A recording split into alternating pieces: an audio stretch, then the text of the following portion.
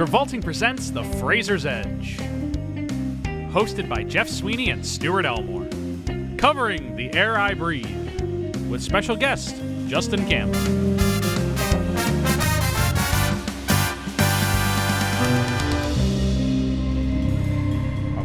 Wait. No, we're recording. Oh, the episode's starting.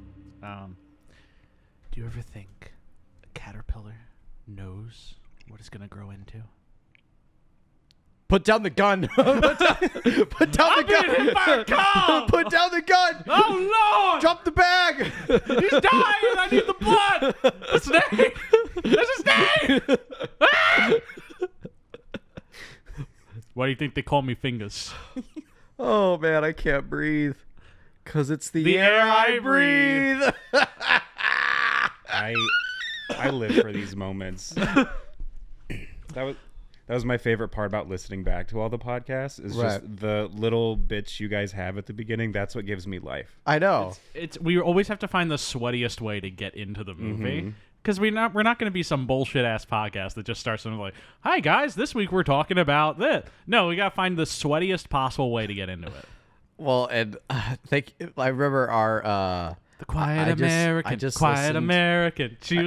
I just listened to our Looney Tunes Back in Action episode, and that one's so unhinged because we keep doing the Bane don't you mean our Bane episode? Oh my god! with a little bit of discussion about Looney Tunes back. We mostly just do the Bane impression for an hour and a half. I think with no survivors. With no survivors. Crashing this plane. Crashing this plane. All right. No more Bane. We have to end the Bane bit. I'm stopping it before it gets any further. Thank you very much for joining us for the 2007 motion picture The Air I Breathe. Jai Ho Lee? Is that how you would pronounce it? Yes, or I believe so. Lee? I just want to say, this new energy we have, it's warm in Chicago, folks, for the first time in months. It is warm If we in seem renewed, that is why. Except that it's going to snow on Monday. Yeah, it's going to snow on Monday. It's No, that's a myth. That's a myth. I don't believe it. Some dang-ass bullshit. It's some dang-ass bullshit. Yeah. But yeah, we're talking about The Air I Breathe. The 2007 hit film... Film hit me. Directed by Jai Ho Lee. It was a big success. Everyone saw it. Everyone liked it. It's very popular in Madagascar. Yes. Specifically by that funny lemur played by Sacha Baron Cohen. It's King Julian. King Julian. Is that what we're doing now?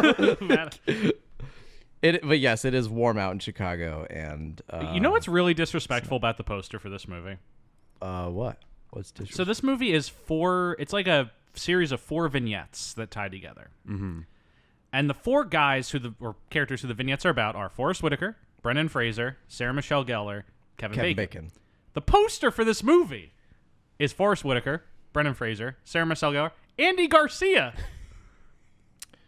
Why is Andy Garcia? Andy Garcia is in more of the movie than Kevin Bacon. Yeah, absolutely. But he's not one of the 4 leads. He's the bad guy. Maybe Kevin was like a surprise.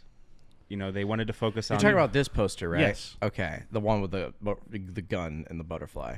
Yeah, is Kevin Bacon get his first build on this poster? He is first He's build not on it. What is going on?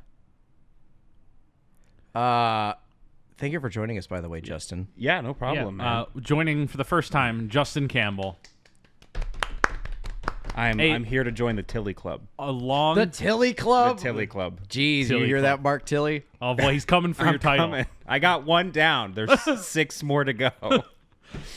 Justin, big Brendan Fraser fan. Love him.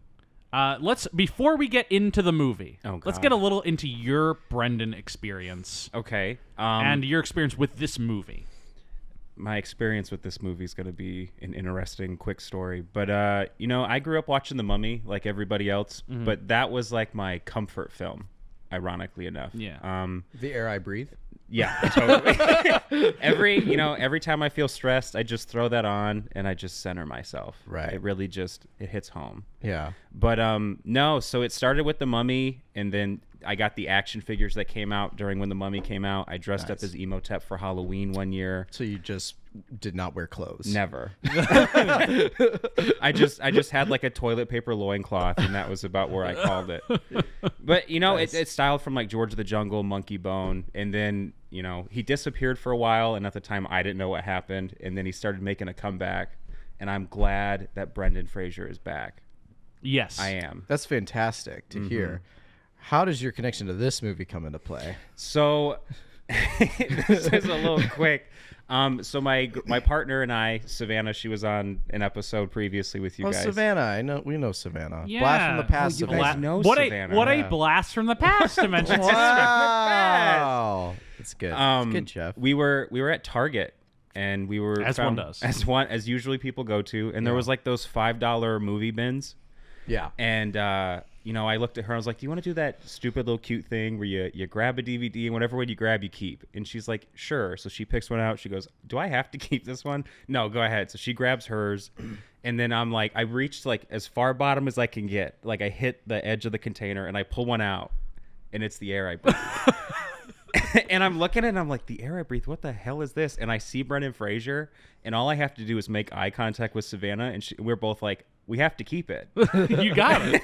You simply got it. It sits on my shelf, and that's when you guys text me like, hey, here's what episodes we have open. Which one do you want to do? And I'm scanning, and I see the air I breathe, and I look at the DVD, and I look back, and I'm like, well, now I have to watch it. I gotta watch it. Talk about this. So that's the connection to the air I That's breathe. why you're here. Was just pure happenstance. You had this love, deep childhood connection to Brendan Fraser with The Mummy and George of the Jungle, Monkey Bone, but the movie that he gets that covers the air I breathe. I know, because that was my favorite, because I'm like, I'm looking through it, and I go, oh, The Mummy's taken. Okay, that's fine. That makes sense. The Mummy Returns. Okay, that's fine. Well, no one's taken Tomb of the Dragon Emperor. Oh, it's taken. Okay. By two people. By two people. So, yeah, here I am. We did it. We landed on the Bottom moon, of boy. the shelf guest here. Scrubbing the bottom of the barrel. Everybody else was busy. Literal bottom of the barrel episode. Justin, you give us hope that we can have more guests in the middle period. That there's someone out there who will mark down for extraordinary measures. If I have to get my numbers up, I will. Stuart, the Extraordinary Measures episode is just going to be me talking about Harrison Ford. What are you talking about? That episode is open. Like, we don't have a guest slated for I'm the Measures. guest. I'm going to be the equivalent of Today's two people. guest. It's gonna Jeff be Sweeney. It's gonna be you, and then in the middle of the episode, it's gonna be like, "Who is that?" Harrison Ford. All right. Oh my God, Harrison! How was your time on I'm just doing the Jeff bit that he does. Like, how was your time on Extraordinary Measures? It's extraordinary. Was it a measurable experience? Yeah. Oh. I don't remember it much. Okay. You don't remember much. I don't remember much about that time. Do you remember much about Brendan? I can't waste my material. I was now. gonna say it is. Again, We are kind of using all the material. We're recording now. that episode fairly soon, but We are. It's coming up. the date for that is not set. That's a tentative thing. We'll talk about it. Yeah, it is 26th. It's like When we record it. we'll talk about that. That's something I shit. put. That's no. He's got something planned for this No, one. that's what happens. I put a placeholder date in because I need to confirm an actual date with you because it's not our usual schedule because of a thing we're doing that Jeff. weekend. You never have to confirm a date with me. Because we're doing love just something being that part of weekend that will prevent us from recording that weekend. Dancing. Alright. So we have to pick a weekday. We're doing D&D that weekend, aren't we? No, we're going on a bachelor party. Oh, that's right. Oops. For who? So, for me. Oh, you're getting married? Yeah. Jeff's we talked getting about married this on the show. Oh! All right. But no, we have to. I just put a tentative week date in. We just have to confirm the week date. What if we recorded during the bachelor party? Oh. What if we did? And everybody's the guest. All 20 people. It's a live watch of that movie at the bachelor party. A live watch of G.I. Joe: The Rise of Cobra. Yeah. Oh my right. God. So okay, the air I breathe. The air I breathe. Justin, thank you for your bottom of the barrel experience with this movie. Glad to be the bottom of the barrel for you guys. Yeah. So we're checking back in with Brendan. We're checking back in. Last movie we covered on the show was The Last Time, a little double-hander with Michael Keaton. I just feel so much more energetic today. It's warm outside. It is warm outside. You don't have to wear 500 layers to go grab the mail anymore. It's fantastic. For me, you just have to put 500 layers of sunscreen on. That's about it. Right. But the area we're in with Brendan right now is he's on the downswing as a movie star due to a variety of reasons. Yeah. His big successes outside of The Mummy have not worked. Monkey Bone, Bedazzled, Looney Tunes. We've had a lot of flops going on. Mega star in mega movies. Yeah. And then all of his performances in smaller movies, your Quiet Americans, your Crashes, your The Last Times, Journey to the End of Nights, have either been movies that nobody saw, they just didn't connect, they didn't have any impact, or they're movies where someone else got all the praise for the movie. Yeah. Like The Quiet American, that's the Mark Caine movie, or Gods and Monsters, that's the Ian McKellen movie. Yeah. And so he's kind of just, he's gotten the short end of the stick in a lot of ways in his movies that he's been in addition to the fact that he's dealing with a lot of personal issues at this time. Right. His back is heavily injured during production of the first two Mummy movies and, your Looney Tunes and whatnot. So he's going through a lot of reconstructive surgery on his back. During this time period? During this time is when it starts. Oh, wow. Okay. He doesn't really go hard into it until after, Mummy 3. Because next week we'll talk about Journey to the Center of the Earth. Yes. Which that is a very active movie for him. Yes. But this is when he's starting to, suffer from the injuries.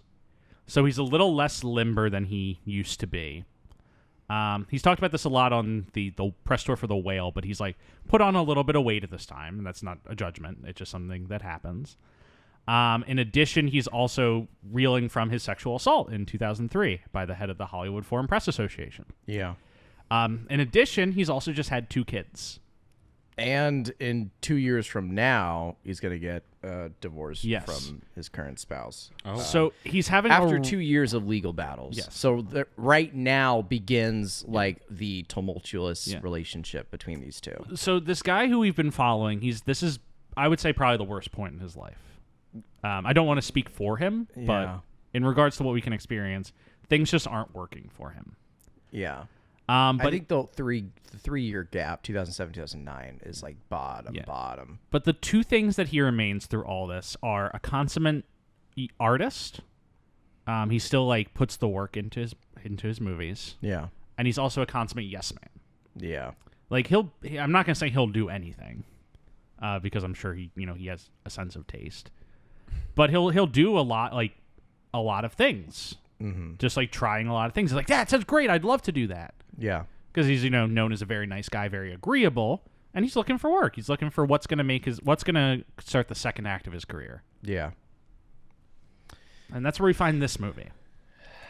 The Air I Breathe. That's exactly how I feel about this movie. After that kind of depressing, Brendan recap, let's talk about this movie. Let's talk about the making of joyous, this movie. happy film known Now that- as The Air I Breathe. So this movie, directed by Ji-Ho Lee, who's a filmmaker from New York City. This is his first movie. He's previously directed something called A Nursery Tale, which I believe is just a short film. He went to Wesleyan University, which is somewhere I looked going to college, but didn't go. Well, see, that's the thing is this. Not only is this their first movie, they don't Also have their last movie. It's also their last movie, but also whenever I see directors of this regard, there was one director who we talked about a while ago who was kind of like this, but the only difference is they normally have a short film or a documentary close to the release date of their next big feature, and it's sort of. We can all understand it's they took it to a festival, they marketed it, or they got a talk with the producer, they got good in the room, and it's yeah, we'll give you a little bit of money to make this feature idea that you have. Mm-hmm. But their earliest credit, though, is, you're right, A Nursery Tale, 1999, then 8-year gap, and then The Air I Breathe. So I don't know what leads up to Ji-Ho Lee getting the funding for Well, I can tell you. So Ji-Ho Lee, he writes this script in 2003, and he just starts blasting it all over Hollywood. 2003, Hollywood's going through a very slight reinvention, especially with the advent of digital film. They're looking for the next big guys, and so they're willing to take flyers on people.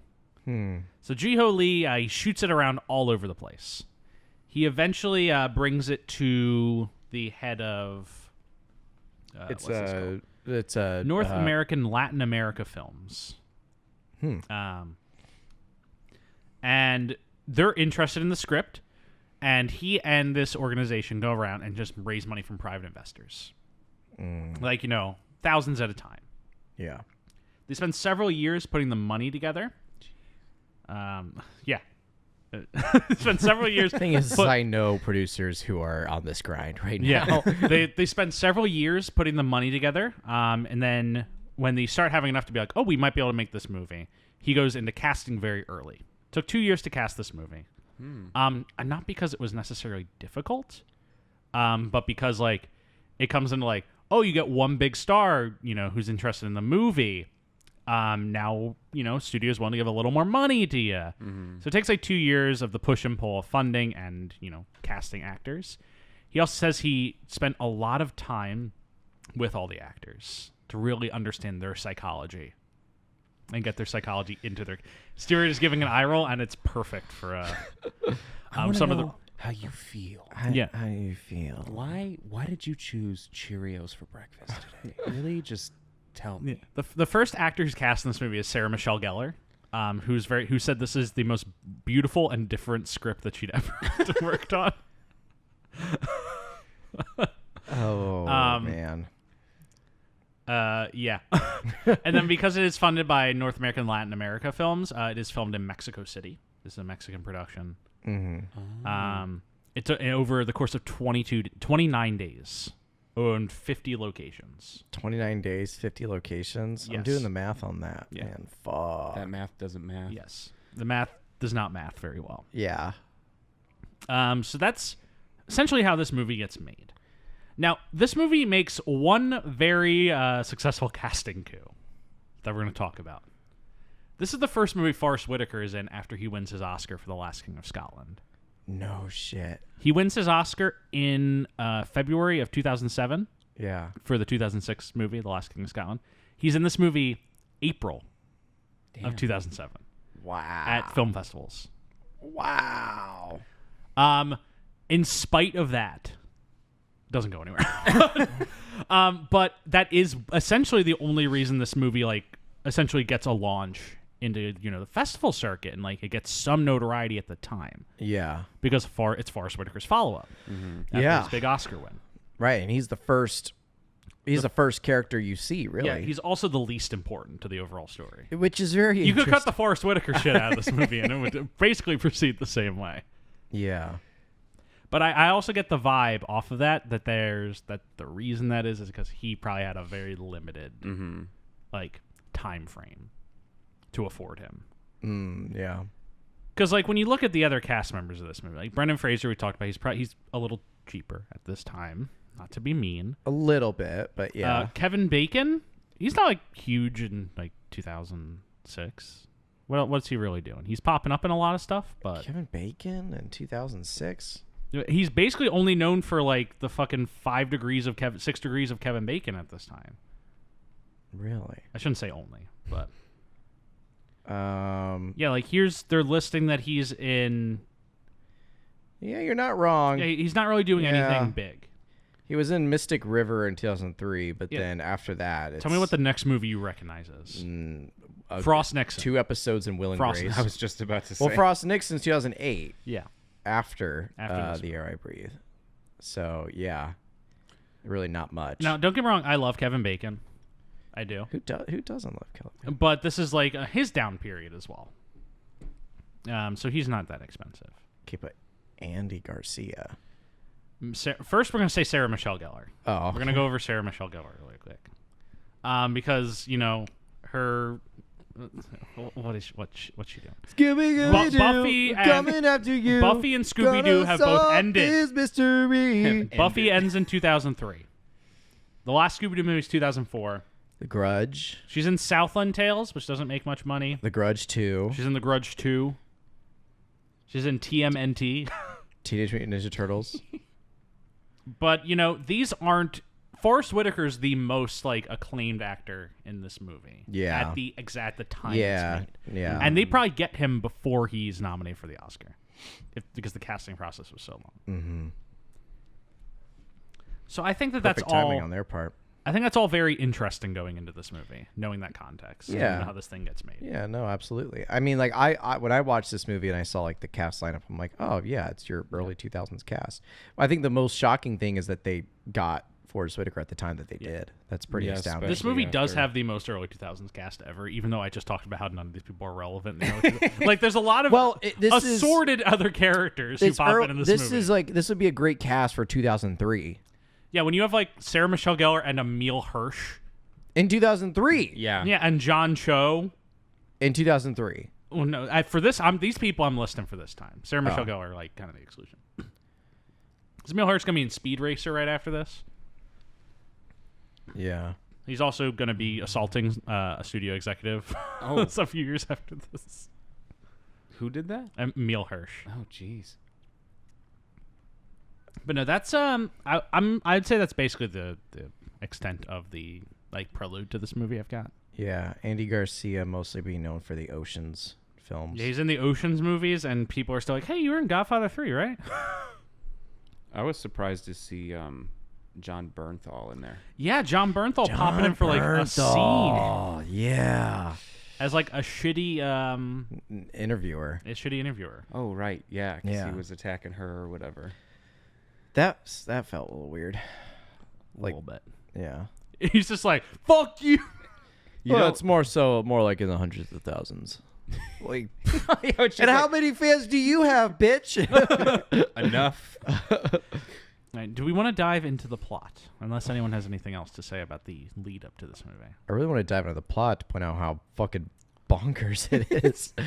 It's a trip. This is a trip of a movie. And Jeff is going away. I'm grabbing He's running. He's like, you guys talk about this. I'm gonna head out. This movie starts with a quote opening. Right. Yeah. I don't know what that quote is. I don't know what that quote is. I love you're like this movie opens with a quote, and then your eyes are like, you remember it, right? And I'm like, I look at you and I'm like, yeah, it does. You remember it, right? We're both just like, no, we don't remember. It's something about the emotions and the different parts an about essential, important thing I forgot to mention in the pretext. What this fucking movie's about. So this movie is based on an ancient Chinese proverb. Yeah, proverb. That. Couldn't let it go. Proverb. that life can be broken down into 4 essential emotions: happiness, pleasure, sorrow, and love. And that the 4 of them together make up the whole of human existence. And that they are essentially the 4 fingers of life. You forgot about the 5th one, Goofy.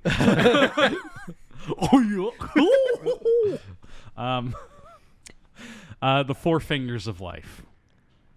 And so that's essentially the happiness, sorrow, pleasure, and love. I just fucking said that. But like, here's the thing: happiness, pleasure, there's and the love. fingers. Happiness and pleasure and love. I feel like they're like in the same like department wing of the Pentagon. Like, I feel like sorrow's the only one that's got its own little desk in the corner. The 3 met up, and then Sorrow was like the 4th guy to join the group. They're all Right. interchangeable. Like, being in love is accepting sorrow. Oh, it's not. Yeah, it is.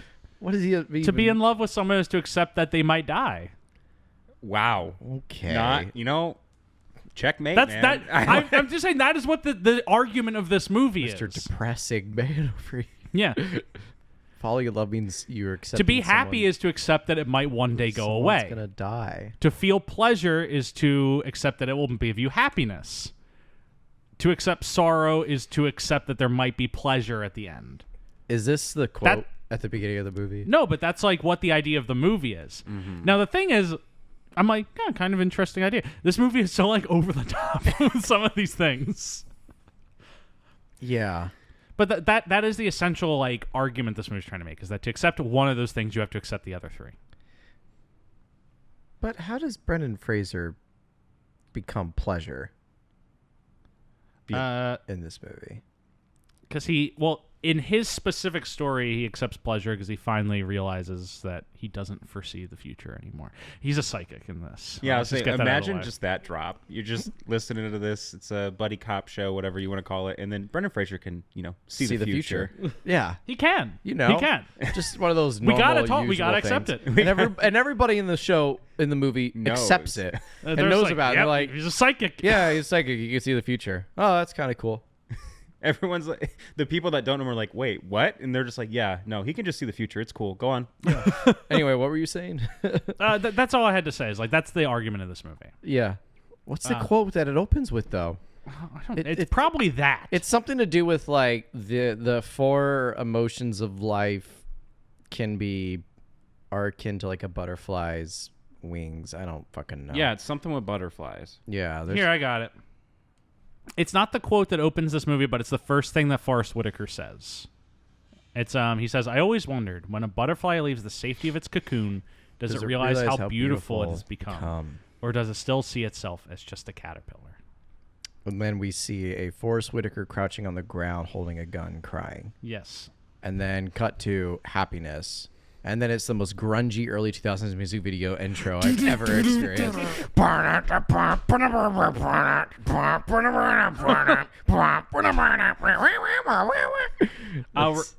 We're introduced to Forest Whitaker's character, happiness. They're just named after these emotions. We never learn I love their that they names. don't give us names. Yeah. Except for Trista. But that's her stage name. We never learn her real name. Yeah. But we're introduced to Forest Whitaker's character. That's the 5th thing in life. It's the Happiness, pleasure, sorrow, love, and then fingers. Well, he is the 4 fingers. He's the hand that holds the fingers. He's the hand that guides you. He's the hand that cuts all the fingers off. Yeah. Or the person that cuts the hand's fingers. Or the fingers The of hands which that get cut off. I don't fucking know anymore. I want to know how many you have to cut off. Thank you for listening, everybody. That's it. That's the movie. That's it. I want to know how many fingers you have to cut off to get the nickname Fingers. A lot of fucking fingers. 40. You think 40? Well, 1 finger off of 40 guys or 2 fingers off of 20 guys? That's the thing. Or 10 fingers off of one guy? Well, that's the thing. It's like maybe he just kept cutting off fingers of one dude who wouldn't pay him back. And from that one guy, it's like, geez, easy on the fingers. And the other henchman's like, oh shit, wait a minute. Wait a minute. And then guy number 2 doesn't pay his bill, so he gets brought in. And one of the bodyguards, who's like his hype man, it's like, careful, you don't want to piss off fingers over here. It started off as like a joke. Careful, you don't want to piss off Fingers. Fingers does not correct him. He just accepts it. It's just like, I can use this. I can use this, yes. Oh my god. Yeah, we get the grungy music video intro, and then it's Forest Whitaker narrating, and we get like sort of like it's the philosophy of like you're going to school for all the years of your life, and then if you do well enough, you go to college, and if you do well enough, then you go to a job. And it's just these images of people at desks, and at desks. Like you're in a desk. Like But he's on the the assembly line. Yeah. To being a worker bee or some shit like that. Yeah. He works at a bank. He's right? a stock. I thought he was works at a stock place. He's a stockbroker of some kind, because then the first customer he gets up in the desk is Brendan Fraser. Playing pleasure. Plain pleasure. And damn straight. Fuck, it is a Am I right, pleasurable gentlemen? human being. Wearing an all black suit, Yes. looking mighty fine. And we then get an inspiring first line from Brendan Fraser.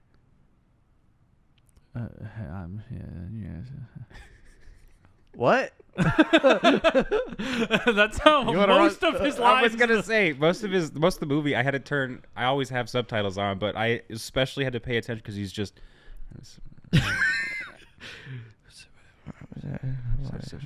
Why did you do this? Brendan's like mumble. He is mumbling. Here's in the most thing. of this movie. Yeah. I'm What? gonna say it now. Say it. I think he's a poor fit for this character.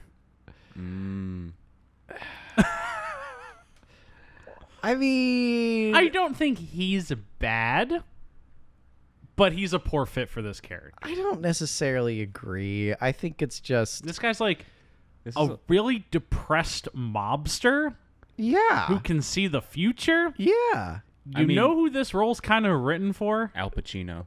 Who? John Travolta. Wait. This is kind of perfect I see the gears turning. for 2007 era John Travolta. Wait. Are you bringing back Phenomenon? No, I'm with Forest Whitaker. I'm thinking like, what's he doing in 2000? He's in like Hairspray. Yeah, Hairspray, Lonely Hearts, Wild Hogs, but like your Lonely Hearts era Travolta, like Jeff, I'm gonna stop you right there. No, he'd be good for he is no, and you know especially why? Especially when Fraser. Do you know why? Why? Because Travolta would genuinely think like he's like a depressed mobster who could see the future. Yeah, and he'd probably like kind of slide into it. He's a little hammier, so I don't know. No, that's what I mean. Whereas like Fraser, I feel like he's like, I'm a fucking mobster who can see the future.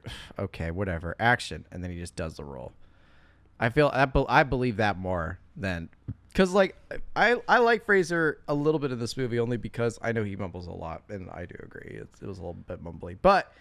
I think like he plays the role very well of like, yeah, so what? I'm a mobster who can see the future. I don't care. Nothing matters. None of the appeal of Fraser's star appeal comes through in this movie. To me. I know.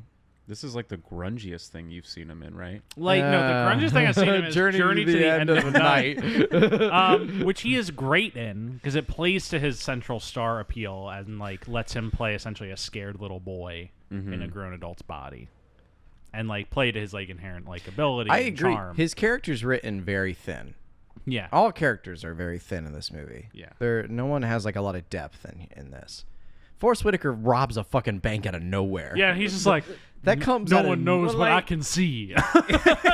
Right. It's like it comes out of like no character has any depth in this movie. So I don't fault Fraser for that. I think Fraser probably does the most he can with a role like this, which is like it's almost kind of like if anybody could actually see the future, they'd probably act like how Brendan Fraser acts. It's like just depressed all the time. Yeah, and I guess that does make sense because when they do go to his story, he's like, I don't know, you tell me. Yeah, and it would make sense that like when he gets pleasure is when he actually is wrong. He doesn't see because it actually it makes things like exciting again. Yeah. So I don't know. I didn't have an issue with his performance. I had an issue with how it was written. Yeah. Which is the entire fucking script though. So, but yeah, Fraser is buying some stock, and Forest Whitaker's like a big fan of him. Yeah. Because he's like, you always know. You always know. You always know. He always knows. And so he's like, you sure you don't want to put any more? It's like, no, just little bits at a time.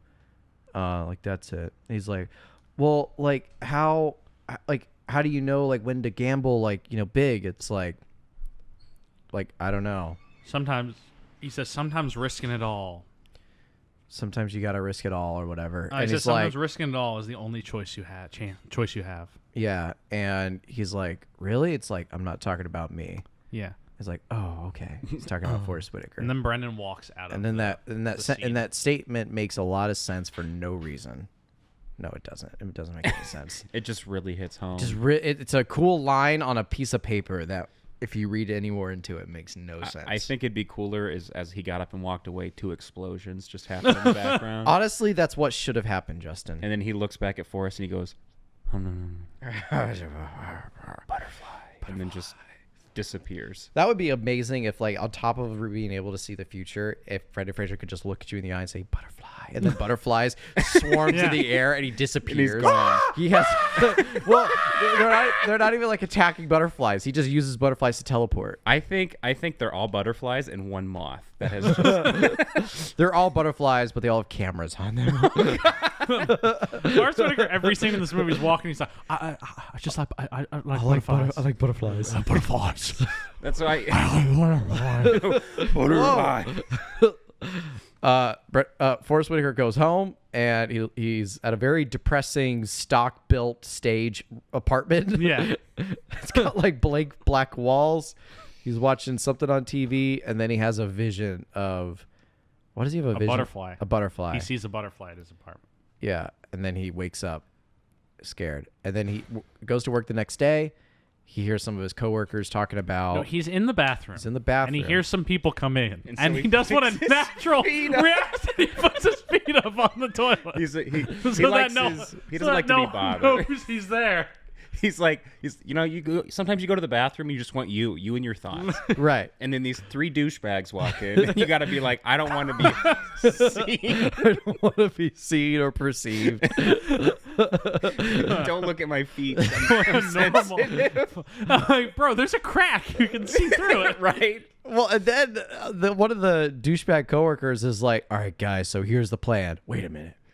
And then the one guy just dives on the floor. Yeah. Which Not you're not doing that in sanitary. the bathroom. I No. don't care. John Cho. Not a men's does this. bathroom. John Cho. In one of his first movie roles. But he then says, it's like, all right, so we go to the place tonight. Don't tell anybody. It's a fixed horse race, 8-1 odds. We're betting on Butterfly. Oh.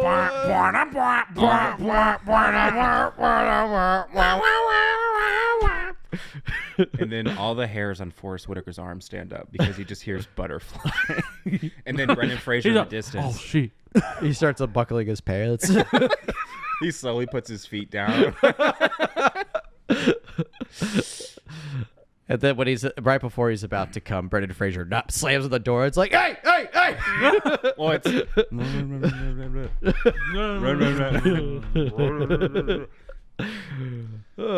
So he this plane, crashing this plane. crashing the stock market. No, there's that one part in The Dark Knight Rises where Bane robs the stock market. Right, yeah. There's no money here. So what are you doing? My favorite. That's among my many favorite parts of that movie. That is one of my. That his scheme is to bankrupt Bruce Wayne by making a bunch of illegitimate stock purchases using his money. Something that the FCC or not the FCC. Fucking. There's some The IRS. Yeah, whatever would have looked at and been like, a masked terrorist stormed the stock market, and coincidentally, all of these purchases are made on Bruce Wayne's account. Yeah, fuck him. Should probably stop that. They were like, you know what? Fuck him. Like that should, but instead it's like it works. Bruce Wayne's just bankrupt in the next scene. Oh God. Oh, my scheme. Oh yes. So There are Forrest two separate instances in that movie where the entire I'm sorry. You're like 2 separate instances. It's just Stuart. there are 2 separate instances in that movie where the entire Gotham City Police Department responds to a crime and it allows another crime to occur because the entire police force is involved. The first is after Batman's chasing Bane. Matthew Modine's just like, every cop, come chase this guy. And there's like 200 squad cars chasing. Well, that's because he wrecks like half of the police department. Yeah. And the last is when they're like, Bane's in the tunnels. And they're like, all right, we're going to send every single cop into the tunnels. And they do. And then they fucking blow the entrances and they're trapped. but not every single cop. Yeah, Joseph Gordon-Levitt as the only one who is seemingly the only cop who's not underground at this time. You mean Robin? Yeah. Well, I was also gonna say Commissioner Gordon is He's still in the hospital. He's in the hospital. It's like those Two cops. Two cops. There are 2 cops left to save the no city. more dead cops. That's what Dark Knight Rises should have been. Just kill Batman in the first act. The rest of the movie is Joseph Gordon-Levitt and Gary Oldman, just buddy cop movie. It's just us 2 in Gotham City. We're fucking taking it back, boys. It's literally like Gotham. It's just Gotham. Yeah, it's just Gotham. of your city. All right. All right. The air I breathe. Yeah. So Forrest Whitaker goes to this underground gambling Yeah. ring place. I Yeah. don't fucking know. Where there's just a bunch of dudes standing around making bets. Which On horse honestly, I races. didn't think he was gonna be able to get in because most places, you knock and they. What's the password? What's the password? Butterfly. Step in, please. Damn, you're good. Fingers. He's behind it. How many fingers am I holding up? 3. Wrong. I have none. Because of fingers. Because of fingers. All right. So he gets in and he Dos hears, Vidania. That means goodbye. he hears the guys making the bet, and so he goes up to the table and he's like, I like to place a bet on Butterfly. He's like, all right, I'm just gonna how much you want to bet? 10,000. And he starts making the bet. Actually, 20. how much can I put in? And so he bets $50,000. Yeah, he borrows money from the house. Yeah, I'll just need an ID on file. Which, like, Come on, bitch. like, think about this. Yeah. You're going to an underground gambling off of some ring. dudes you heard in the bathroom. Let's just skip all of the sus that gets between there and the gambling. So it's going to win, and you decide 10. No, 20. Actually, 50. Because I have 50, because just in case. Yeah. And it's 8-1 odds, which means if he won that bet, he's going to get, you multiply it by 50. Is that what it is? I think so. Right? So, like, it would just be because it's 8 times the 1, right? $400,000 is what he would win. But, like, I mean, like, off of 10,000, that's still 80,000. And and let's say you're thinking about this, right? To lose and you owe Fingers 10 grand, that's easier than 50 grand. Yeah. Right. That's easier than 400,000. Justin, he doesn't know about Fingers yet. He's about to find out. He's about to find out. Listen, if you live in that city, you know about Fingers. But he's probably just like an urban myth. Right. There's a man. I saw this man. There's a one-fingered man. There's a one finger. There's a man in this house. Honestly, I think Fingers would have been a better character if he only had one finger. Oh my god. And no fingers on the other hand. Exactly. He just had like literally no fingers, one finger. That's it. Exactly. Just literally. And he used it to point. That's it. And that's why he collects fingers to try and replace the ones he lost. None of them fit. He's like trying to put it in like the pegs and the holes. He's like, it just doesn't quite work. And he goes through like the 4 stages of this movie. Right. Butterfly doesn't win. Butterfly. Short story long. Forest Whitaker loses a lot of fucking money. Didn't see that one coming. He's just standing there, and Butterfly goes off, and I'm like, "There's no way this horse wins." It does a big push into right into his face. Because Butterfly takes the lead, and then he fucking collapses. Yeah. And that's why you don't bet on horse racing. No. And so then we cut to... No, least of all of your money. Right? And not even just that, all of your money and then some that you owe to the house. Yeah. And then we cut to the back room. Yeah, it literally where cuts... some guy's getting beat up. And Forest Whitaker's dragged back and shoved into a chair opposite the guy who's getting wailed on. That's when we meet Fingers. Andy Garcia, who comes in. It's pretty good. He's pretty good at this movie. He walks in, he's like, you see this guy? He took some money and didn't pay it back. He tried to run. Look at what we're doing to him. You know why they Everybody call me Fingers? You know why they call me Fingers? You're about to find out. He pulls out a cigar cutter. And then he Puts walks it around the guy's finger. Yeah, and And the Forest other Whitaker looks away. henchman force Whitaker to watch, Yeah. and you just hear this dude's blood-curdling scream as he removes his finger. It's like, you have 2 weeks to make your payment. Every day you're late, I take a finger. Yeah. Which... That math doesn't math. So he has 2 weeks of not losing fingers. Yeah. Oh, okay. But after the 14th day, Okay. he loses a finger 'Cause per day. I thought of it as you have 2 weeks, and if every day you don't pay within those 2 weeks, I'm taking a finger. Well, I think it's so after 24 days, he loses all 10 fingers because that's Yeah, 10 and then days. they go into toes. Well, then they go into toes. and that's Another 10 days. That's 34 his days. That's his underboss, toes. What do they do after? What do they do after toes? The consigliere toes. I think they just start taking like little, like almost like Patches. fruit roll-up sections of skin. Oh, gnarly. Consigliere named Toes. That's what I'm saying. Fingers is like, well, I've ran out of fingers, and then Toes comes here and he's like, well, I see there's still some toes.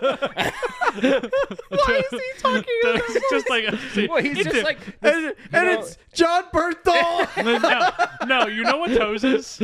Toes is like a mini me of fingers. That's what I'm It's saying. the same bit They don't as Austin Powers. It's just a smaller Andy Garcia. But nobody else Toes, knows Toes. him, so that's why in this basement, that's where Toes lives. In a cage. In a cage. chained up to the wall. Let me get his toes. No. Release the cage. No. It's crawling on all fours. Starts just examining all the toes. Take his socks off, boys. And then this becomes like a Take weird your foot socks. fetish. Starts sucking on it. That's what I'm saying. So you know how when you put like your toes, when you put your toes in the water and fish will come up and like eat it? That's how Toes Get it finds the out! good Get one. it out! Get it out! Wait, Pour guys, the images out. Can I read the Wikipedia synopsis of this movie very Yes. briefly? Sure. For this section. Okay. I'm just gonna do this whole section because it's very funny. Forest Whitaker plays a meek bank employee who loves butterflies. He accidentally overhears two acquaintances discuss a fixed horse race and decides to bet $50,000 borrowing from a bookie. Unfortunately, he loses the bet. He loses the bookie. Fingers derives his name from his habit of cutting off the fingers of those who don't pay back their debts. Fingers threatens the bank employee while Fingers' mob enforcer visits him to collect. The mob enforcer pities the bank employee, who gives him a revolver and leaves. In desperation, the bank employee robs his own bank. While fleeing, he is slightly hit by a moving vehicle. Slightly. Then escapes to the top of a building. Surrounded, the police order the bank employee to drop his gun. He does not comply, throwing the money bag off the roof and is killed by the police. When he hits the ground, his coat is spread out, making him look like a butterfly. Who writes these Wikipedia descriptions being like, unfortunately, he loses the That's my bet. favorite, and that would be a better intro to this. Is Forest Whitaker gets dragged in, thrown in the chair, and he goes, "You might be asking yourself how I got myself in this situation." Well, first let me say I like butterflies. Meek bank employee who likes butterflies. Yeah. But yeah, I mean, you pretty much spelled it out. Yeah. After he gets let go by Fingers to go do that, he starts packing right away. Fraser's already there. In waiting. his apartment. And Fraser's got like the cut on his face, right? Yeah. Yeah. this point, and Fraser's just like, he's got a cut on his face, wearing a hat. And he's like, why are you trying to run?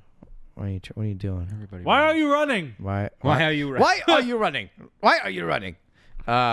And so he tells him, he's like, why did you do that? You had it all. Why did you risk it all? Why'd you risk it all? Well, Why'd you that's risk the it all? clearest he was in the movie because first He he's literally like, said at the beginning of the movie, risk it all. He throws him to the door and pulls the gun on him, and he's like, "Why did you do this?" You risked everything. Like, you had it all. Why did you throw it all away? And he's like, I don't know. I really like butterflies. Which I don't know. It's funny to me that he's like, why? As he's like literally just like gun barrel to the forehead, shoving him against the wall. Yeah, but then eventually Fraser just gives him the gun. And does he tell him anything else? I don't remember. I think he just leaves. I don't know if he's like, you're going to need this or something like that. Or I think he just drops it and disappears in the butterfly night. He does the butterfly teleportation powers that I talked about. His body just morphs into butterflies. And then the flies one away. moth gets stuck at the light. Yeah.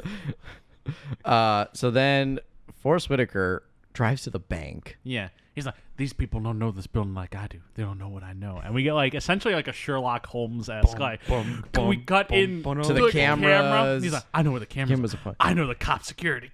I know there's a button that the bank tellers can press, and that gives me 4 minutes before the cops arrive. Plenty of time to escape. He's all of a sudden like fucking Clive Owen from The Inside Man. Like, he just like has it all mapped out. I was waiting to like a cut in his apartment where you got like all the strings to like sticky notes and all this shit where he's got everything mapped out. Exactly. Or like just the opening of Inside Man. It's like, pay attention to everything I'm going to say because I'm only going to say it once. Everything I say is very specific, and just completely like does a whole bank robbery scheme. But no, the first thing he does is he crosses the street, gets hit by a car. Yeah.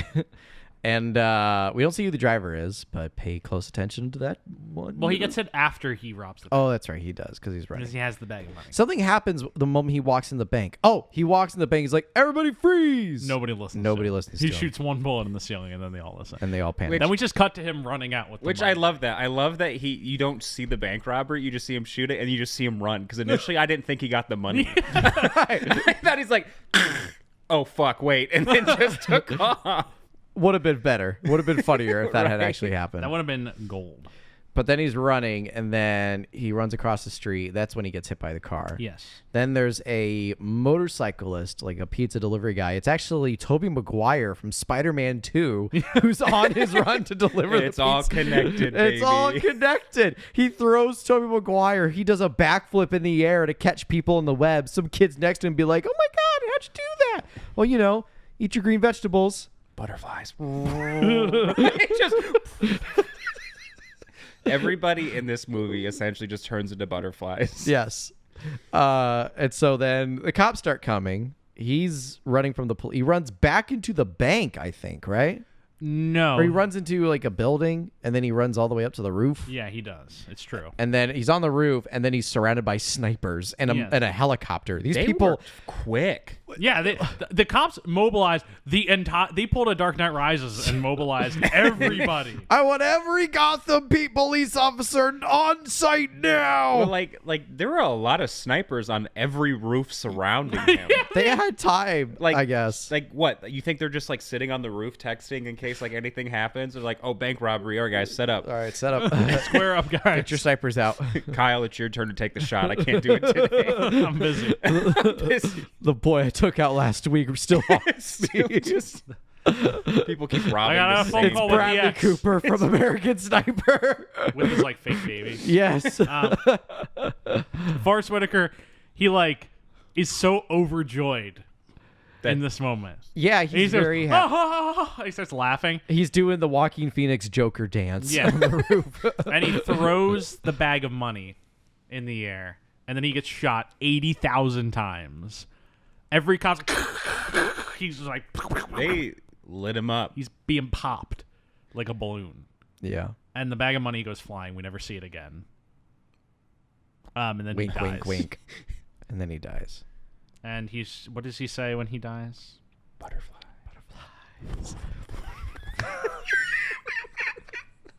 The fact that they didn't have that as like a transition pisses me off. Oh my God. Wasted. He says, Jai Ho Lee, you have sins to atone for. I believe he says, sometimes being totally fucked can be Yeah. a liberating experience. Can be a liberating experience. And then we like fade to black. That's the end of his story. That's the end of his storyline. He realized happiness when he realized like it's thrilling to die. To get shot up 80 times. Yeah, to do something exciting. The next bit is Fraser. Yeah, we do meet Fraser next, or we go deep into Fraser next. You mean pleasure? Pleasure. I'm just grabbing some water. Keep going. So, yeah, we start with Fraser. Where do we start with Fraser? He's in the hospital. He's in the hospital. He's just been beat up. You just see him just like bleeding. Ah! And Kevin Bacon's pushing him. He's like, "You're gonna be okay. You're gonna be okay." Well, wasn't he like, what happened or something? Yeah, and he's he's like, you tell me. We do say what happened, and then we start getting the narration from Fraser, which is The craziest backstory, yes, like sequence of events I think I've ever seen. Here we go. He starts by saying this: when you can see the future, you think you're capable of changing it, but you're just a witness to coming moments, unable to help, even if you wanted to, and maybe you don't. Sometimes you think you're supposed to learn something about patience or distance, but in the end, it's all about discipline. Seeing things you don't always want to and just moving on.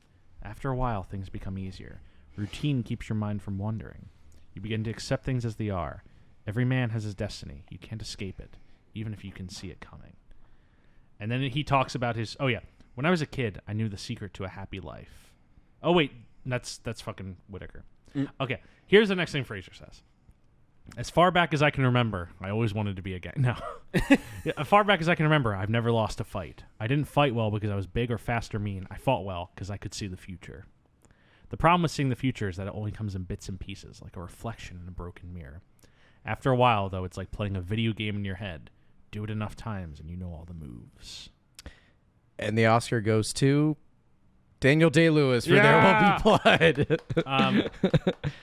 So, Fraser introduced that he can see the future. His brother was killed when he was young. What a crazy series of events. Him and his brother, go through the They're fence? like walking down an alley. Just kids being dudes. Two kids roll up. Fraser starts punching them. He pushes his brother out of the way. His brother falls into a shattered glass and dies. Because he hits the one guy, and that guy hits his brother, and then they hit the glass, and then his brother's just dead. It is. I was very confused that how his brother died too in this scenario. I was like, wait a minute, like who hit who? Like, didn't know. Do you guys also know another movie came out in 2007 starring Nicolas Cage called Next? Anyone seen this movie? No. It's also a movie where Nicolas Cage plays this dude who can see 2 minutes into the future. Oddly specific. Yes. I could see 2 minutes in the future. Will I enjoy this? No. But I will say the movie does end with a nuclear bomb going off and destroying all of Las Vegas. So he didn't. Psych! It was a vision in his future. That's the spoiler. Damn. So he didn't see that one coming. No, he did. That was the whole thing. Like the entire second and third act of the movie was a vision that he was seeing in the future. Because I was like, how does he stop a nuclear blast within 2 minutes of it happening?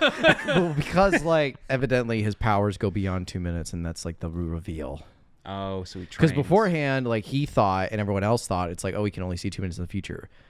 Maybe we can stretch that. Maybe we can stretch that a little. Did he have a training montage? He's just I think sitting he there. does actually. He actually does have a training montage where he's just sitting there trying to think. Come on. So Brendan Fraser in this is a superhero. Damn near. I mean, he can't lose a fight. He sees essentially Nicolas Cage in the 2007 movie Next can see 2 minutes into the future and just fight anybody and knows where all the punches come He from. literally knows all your moves. He literally says a video game. So he this is how many notes I took on this fucking movie. Jesus. I took a lot of notes on this movie.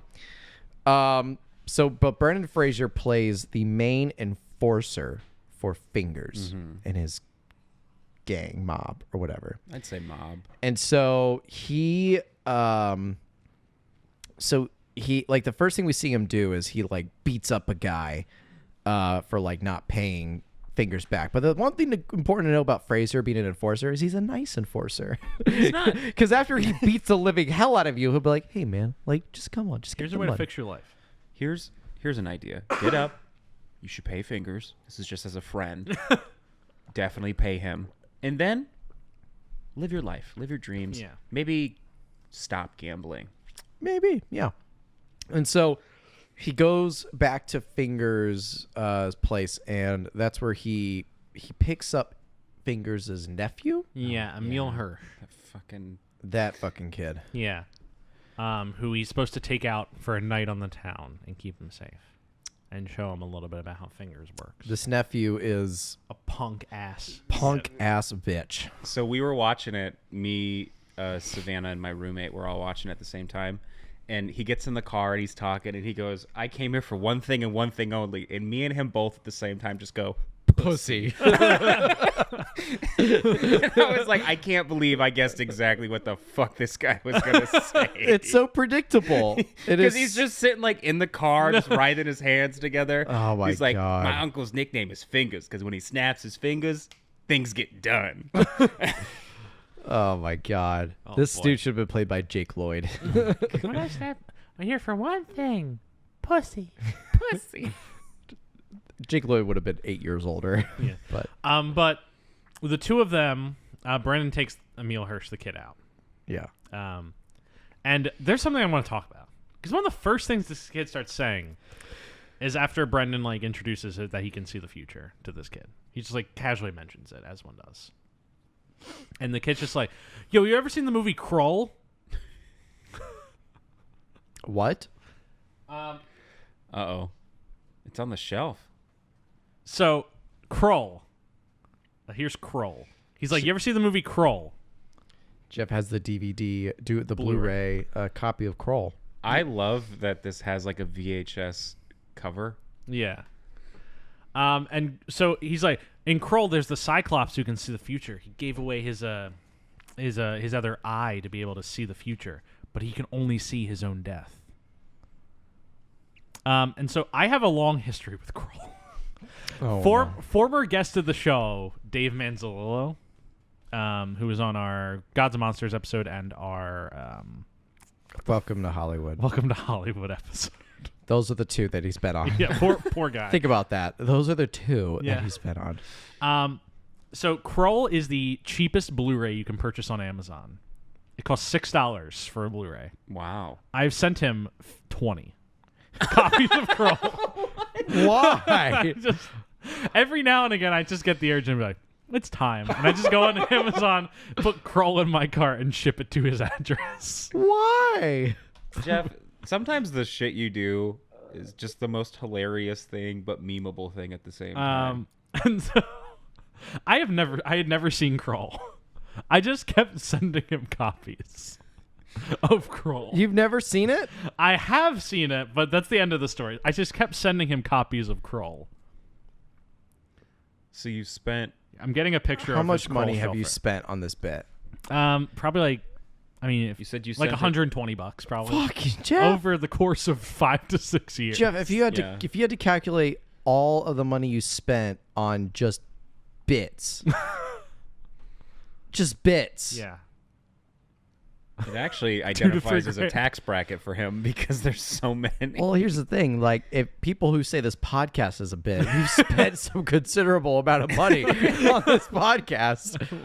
This podcast is not a bit. It's a passion.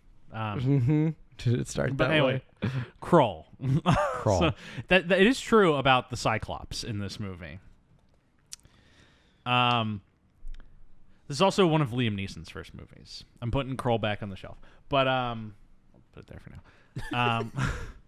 So Brendan Fraser takes wait. the nephew to I want a to strip finish. club. I did watch Kroll when last time Dave came out to Chicago.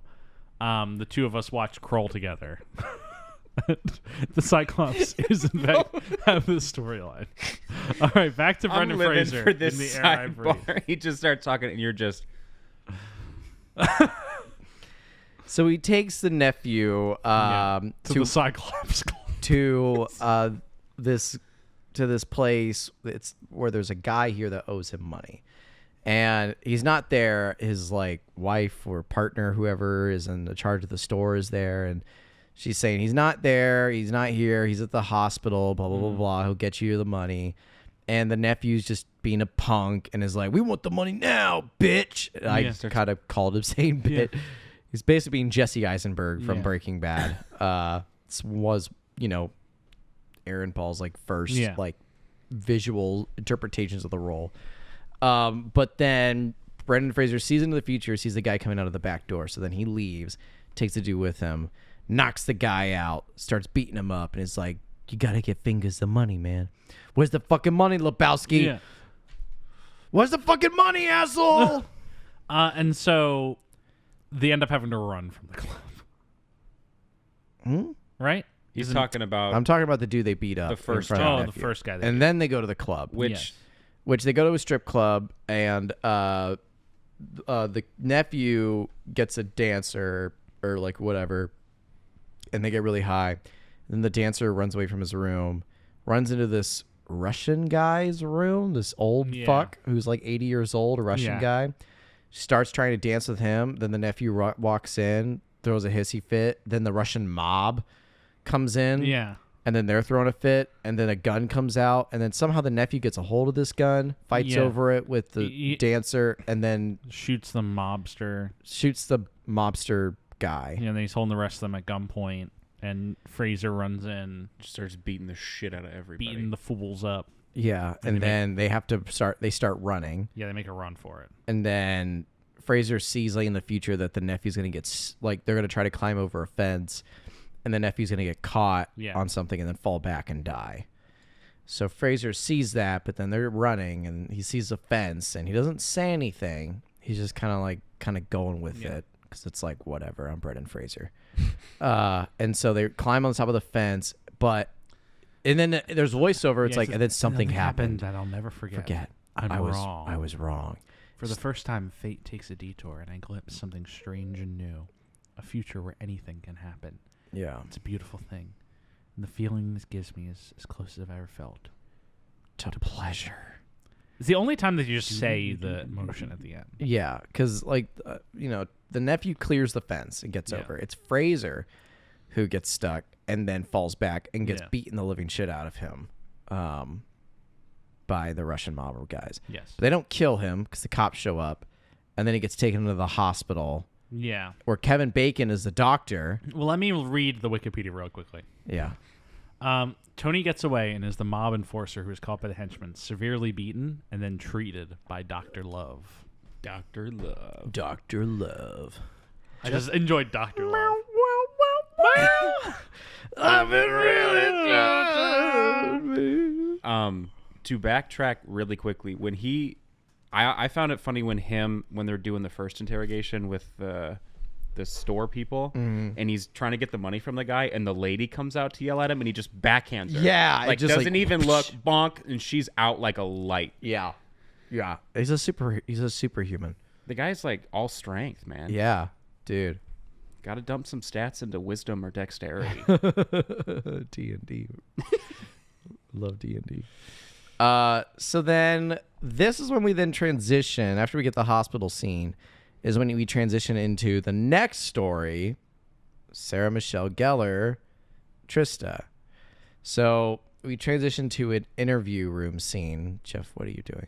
Don't worry about Oh my God. it. Let's head somewhere else. We cut to it, and you'll see where my head's at. A TV interview. Yes. Where Sarah Michelle Gellar plays like a famous pop singer, Trista, alongside John Bernthal, who's the interviewer. Yes. Threw me for a loop seeing John Bernthal in 2007. I was like, whoa, John Bernthal. Okay. Yeah. And He he's was like such an asshole. yeah, well, he's interviewing her about like, you know, what's it like being a pop singer, blah, blah, blah, blah. How did you get to where you are? But then eventually starts like asking more aggressive questions like why are you so special? Yeah. Like you're just, you know, the everyday like pop singer. He's like, why are you so special? And she's like, well, my blood type is a rare. Because he's like, what makes you so, yeah, because he was like, what makes you so special? And she goes, well, I have a rare blood type. Yeah. And he's like, fuck off. It's like, that's not relevant to, That's what I was doing. to the plot. I had Dave send me a picture of his Kroll shelf. Oh my God. Jesus That's more than 6. I found a DVD combo pack of the movie called Space Hunter 3000, and so I sent him a few of those. Oh my God. What's that? 4, 5, 6, 7, 8, 9, 10, 11, 12, 13, 14, 15. Yeah, it's a wow. That's a lot of crawl. You got to applaud him for keeping them all. He didn't get rid of any of them. Yeah, I would have like thrown them in the trash. Yeah.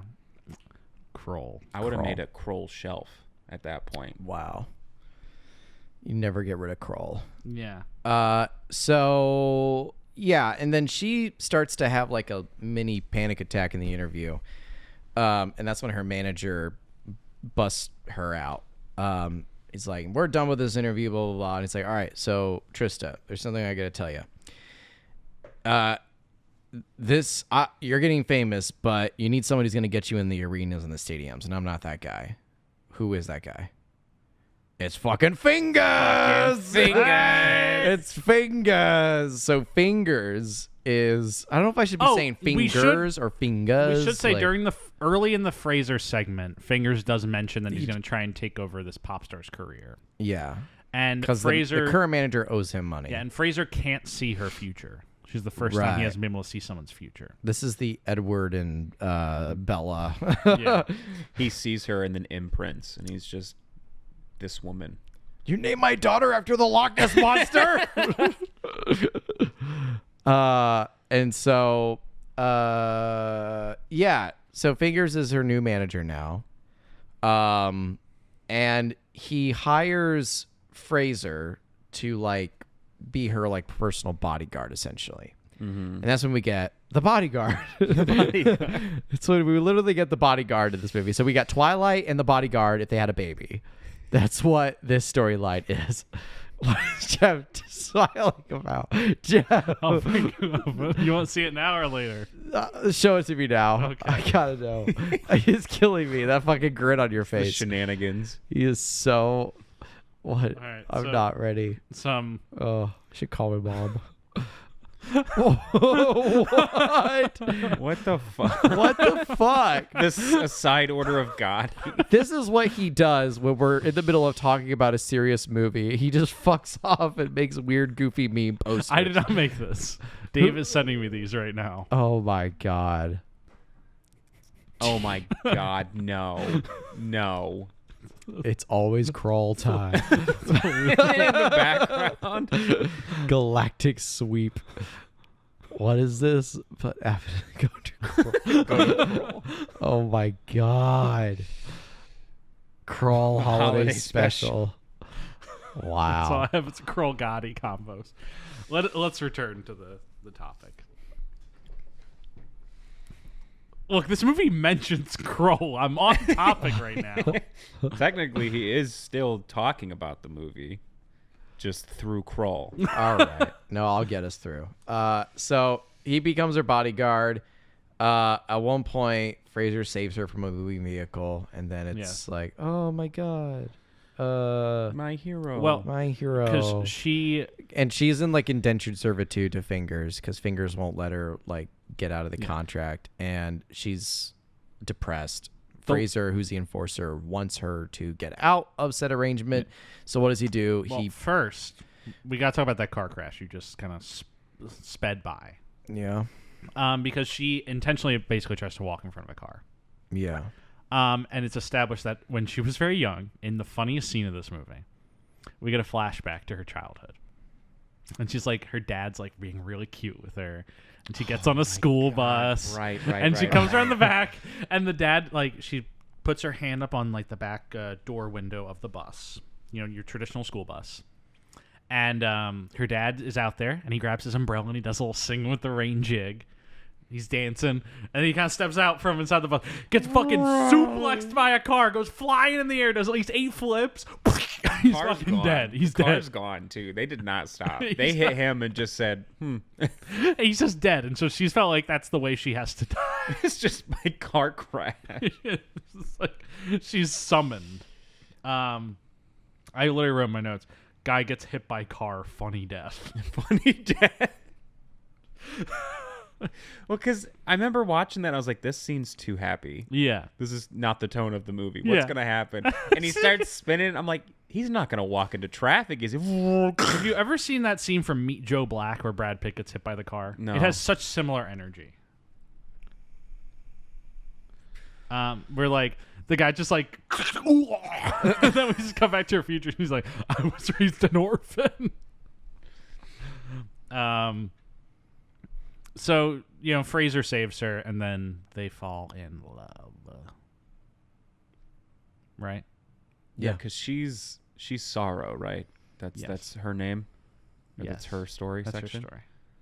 Stuart's now giving me a look. No, I'm not. It's like my dad when I didn't do well in sports. That's the kind of look, like the disappointed, like, you son of a bitch. What? Why is everyone paying attention to me right now? Because you're up to something. I'm not up to anything. You are so clearly up to something. All right, so they have sex. Yes. So they fuck. So they fuck. Yes. They do fuck, and they fall in love, and he offers to hide her at his apartment until he can get her out of town. Arguably is the worst, I think, place to hide him. Well, he's just like the last place Fingers would ever look. But like Fingers would probably make visits to your house. And he does. Because Fingers is like a family He's friend. like your guy. He's your guy. He's your Fingers, you know? Yeah. He comes, it's like Thanksgiving. Every time he's like, I can come to your house this time. He's like, nah, I'll come to you. I'll come to you. It's not clean. No, Yeah. It's a mess, you know, the blood. pipe leaks, you know. So Fingers finds out. Which, can we talk about? Because he finds out because he calls The house. Pleasure's house and she answers the phone. Like, hiding 101, you know, it's different. Everybody hides differently, but maybe don't answer the phone you're hiding out in. That's like, imagine you're playing hide and seek, and the seeker just calls you, and you answer, and you're like, what's up? Like, Well, like, or it's like you're just trying to look for someone like Marco Polo. What? or they're like, is anybody in here? Yes. I mean, no. So Fingers ambushes Fraser, figures it out, and he shoots Fraser multiple times. And Fraser, by his dying breath, we glazed over this one bit, that there's a mystery of what Trista's real name is. Because John Bernthal asked in the interview, and she's like, I'll never tell. And we never learn what her real name is. Well, because then she whispers it. Yeah. Because he in his dying breath, he's like, tell me your real name. Tell me your real name. And she leans in And she goes, leads in. She's like, Bill. I just imagine she's like, no. I'll never tell. And then he just, And then he dies. which I did not expect them to actually kill him. Yeah, he's dead. He's dead as He dead. dies. Yeah, he dies. Fraser dies. Which when he points the gun, I was like, oh, the generic, I'm gonna do it if you don't do what you're told. And he didn't. Fingers, respect to him, does not really fuck around. He just shoots him. Fingers is straight in the find out phase of his life. And he's like, fuck this guy. Look what you're making me do, and just caps him. For me, I was gonna say it makes sense to see Fraser die in this movie because it is the first movie we ever see like a sex scene with Fraser. So of course he would immediately get punished after that. Deadass, I really do think it's the first like full sex scene we've gotten with Fraser. Yes, I believe so. Yeah. We've gotten a lot of like scenes leading up to his sex scene, and then it cuts away. We've never gotten like a full blown love scene. He's kind of fighting against his family friendly appeal right now between movies like this, The Last Time, Journey to the End of the Night, whatnot. He's like trying to break out of that mold he's gotten himself into. I have to show this movie my ass. Yeah. It'll make a lot of money with my ass. Yeah. Disaster artist. Yeah. But no, he dead. He dead. He And then we get Kevin Bacon. Chris P. Bacon. Crispy Bacon. What if his name was Crispy Bacon? Honestly, his parents would have missed out. You guys know it's the little news story with the pig with no legs. It's called Crispy Bacon. Have you not seen this? No. Oh my God. Hold on. Pause the podcast. Time out. Time out. Time out. I'm looking it up. This is No, Jeff. I got it. Chris. Oh, fuck. Chris P. Bacon. I found it. They wrote a book about him. Hold on. That is inspiring others. One potbelly pig. Hold on. Now to the story of a pig that is inspiring others. One potbelly pig has certainly endured his share of problems. Chris P. Bacon was born without the use of his. They wrote a book about him. They gave him off-roading tires. You have to read this story. This feels like an SNL skit, and the beauty of it is it's an actual newscast about Chris. And I love that it's still going, and he's just wheezing. We should not. We should not. I love that. I What love a that day to be video. in the studio. Chris P. Wait. What? I found some grown-up pictures of Crispy Bacon He's dead now. in his Halloween costume Oh my god! as Waldo. Jeff, I was 80% sure you were gonna just show actual Bacon and be like, "This is his adult photo." Like my whole fiber, my whole being was like, "This is the photo I'm about to see." It's like Jeff was actually gonna be like, guys, wait a second. I have a photo of what he looks like now a days, and he just That's what I'm saying. Like, you're like, there he is. So, folks, we're not wrong. Crispy Bacon did die in 2021 after a Wow. barn fire. A barn fire? He got cooked. Well, they were able to get him out of the barn, but the smoke inhalation was too much. My question was, was it Applewood?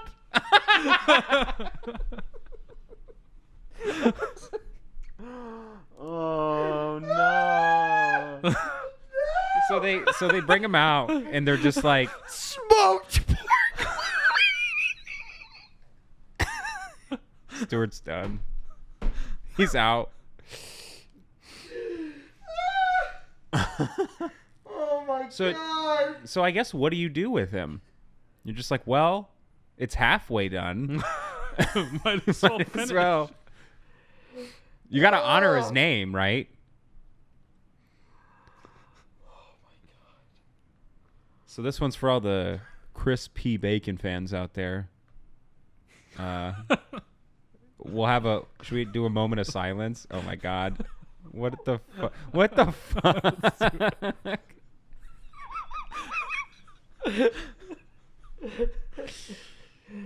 I don't think Stuart is well. No, the smoked applewood really got him. There it is again.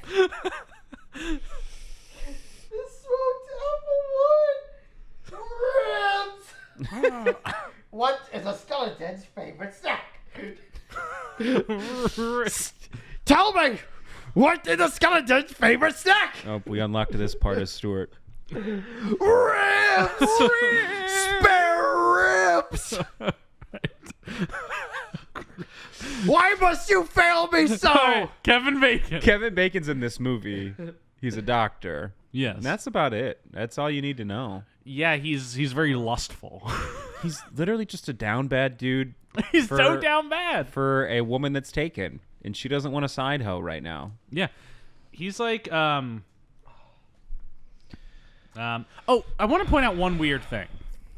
All of these plot lines start and end with narration, except for Sorrow. Yeah. There's no Sarah Michelle Gellar narration. I just want to say that.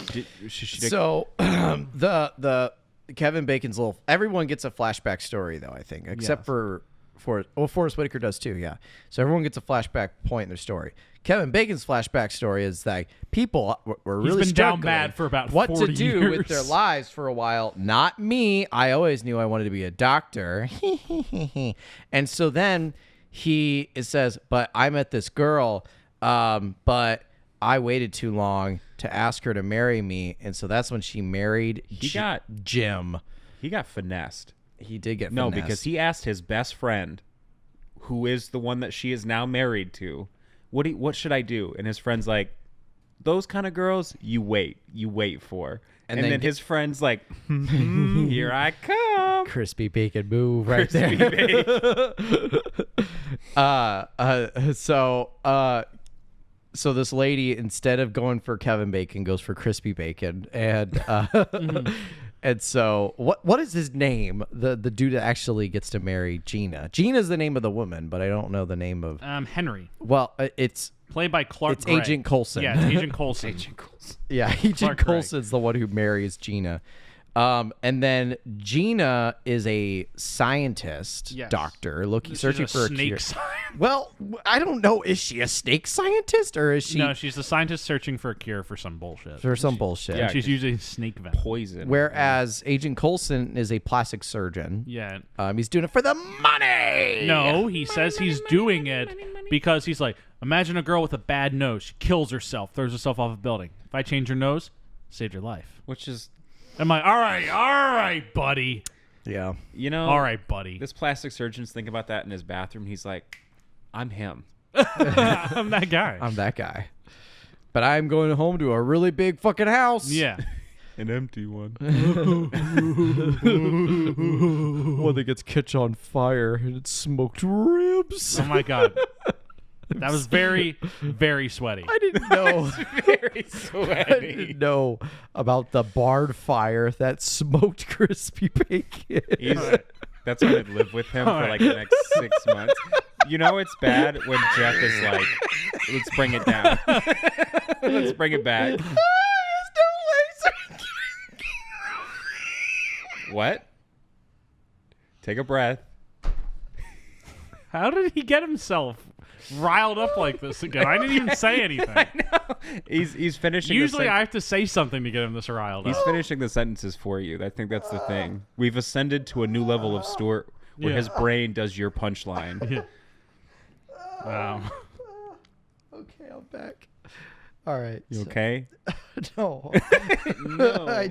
My mind immediately went to the idea of the little pig crispy bacon with no legs crawling out of the flames. Oh my god. All right. So I just imagine that he's like locked up in the barn with no wheels. Oh my god. Oh fuck. His last words. Help! oh my god. I saw a tweet a few days ago or a few weeks ago, and people were like, "What do you think Baby Yoda's first words are gonna be?" And then some guy followed just, "But what do you think Baby Yoda's last words are gonna be?" And the top comment was, "Oh fuck, it hurts! It hurts so fucking bad." This fucking sucks. This is Baby Yoda like, "Ah fuck, I'm bleeding now." I'm bleeding out, Scoob. I think Baby Yoda's last words are going to be butterfly, and then he's Okay. Scoob, So- I thought when they said fix-its, I thought they meant fix-its on a sandwich. Raggy, where are my vesticles? What does that have anything to do with this? I don't know how you devolved into Raggy. Where are my vesticles? Damn, that McDonald's sandwich really fucked my boy up. Oh, man. Oh. It's rare we get this level of Stuart. You love to see it. Oh, Gina gets her ass bit by a snake. Yes. she's picking But up- you know what happens beforehand is Yeah, they're testing a snake out, and her doctor assistant's like, "You think we should break out the gear?" No, he's like, it's not a rattler. You think we should break out the game? She's like, no, it's fine. Immediately gets bit in the arm. Mid-sentence, the snake's like, nah, you should be bringing that shit out right You now. should break the gear out. Evidently, it's a type of poisonous snake where there's no anti-venom for, or they don't have the right anti-venom. Yeah. But Nope. someone said she needs a blood transfusion. But here's the problem. She's an extremely rare blood type. Yeah. Kevin Bacon goes insane with this information. Yeah. He starts scouring through and starts sucking the Yeah. blood off of patients and being like, it's not the rare blood type. He does go a little crazy. He literally fucking... Because he's down mad for this girl. And he's like, oh, she's going to die. He atrociously down bad. Yeah. This man broke into the blood bank. Trying to He broke into the blood bank. The assistant's like, we checked the blood bank. There's no blood at this You're time. right. I need to check it And he myself. gets a fire hydrant. He busts open the door and he's like ripping blood off the wall. Takes a piece of glass to cut the bags open, dumps it on his mouth, and it's like, it tastes like A negative, not the right one. And then I love that the security team picks him up. He's like, I'm good. And they're like, oh, okay. No, don't let him go. I was half expecting for them to let him go, and he's like, right back into it. And so then he's really sad at home. He's really sad at watching- home. He's watching TV. E-News for some reason. For you some don't reason. watch E-News when you're sad? Just when wa- your loved one's about to die. and he sees Personally, I'm watching the crispy. he sees Trista's interview with John Bernthal, where he's like, what's interesting about you? What makes you special? And she's like, well, I have a special the blood type, rare blood type, It's like KB. KPAB negative. KP. Fuck does that mean? It's a Kell antigen system in a human blood group. Is it real? Yeah, it's real. Oh, It's rare, but it's real. so she has the same blood type. And then that's when like You get Kevin Bacon's feral Kevin Bacon. eyes dilate. He starts getting bloodshot in the face. Claws grow from his fingernails. And then the camera tilts up to see the outside of the window of a night sky. Cloud part ways, a full moon arrives. And he turns into a butterfly. A vampire butterfly. Forest Whitaker's hand shoots out of the grave. He starts sprinting on all fours. And he just knows where Trista is because he could smell her. Yeah. Damn near. Like I think he just appears at her interview, right? No, he appears outside of her Concert, right? Oh, right. no, outside of her hotel. Where he's like, I need to talk to Tristan. He's like trying to get past these security guards, and then he looks behind her and he sees her trying to escape because she's stealthily being let out. Right. He's like, Tristan, in your blood. And he runs over and tries to attack her. Well, he never says this is a medical emergency. I need her blood. He's just like, Trista, I need you. Trista. Yeah, she's gonna die if I don't get to her. And right? the security guards obviously take him down, and he knocks Trista unconscious by throwing her on the ground. Dies. Movie's over. We now cut to Trista's story for a little bit. We're back with Back with Sorrow. Trista. And she's just like in the hospital. And Andy Garcia Fingers is sitting there, and he's like, How long did you know? how long have you been pregnant? And he's like, 3 weeks. I'm like, yeah, well, she wouldn't know at 3 weeks, would she? Like, why would you get tested for pregnancy? Fingers would know. 3 weeks. Fingers knows everything with his fingers. He's like, my fingers. He's tell like, me you've he's been like, 3 weeks. she's like, away. well, how'd you test? Oh God. Oh no! He holds up no! the finger. No! How'd you find out? We're getting canceled. We're getting These canceled. fingers can do more. No! No! special ability. No! He's like, they got special ability. My bits were funny. That bit was bad. reverse. reverse. Cha cha, real soon. Fingers said it, not me. Cha cha now, y'all. And he's like, well, you can't keep it. We're going to have to abort it. Which is because at first he's like, "This is the last remembrance of my friend who you made me kill. I must remind you." Yeah, you're getting rid of the baby. And so she's like, well, if I can't have the baby, no one can have me. And she walks up to the roof. And she's about to jump off. This would be Sorrow's second suicide attempt.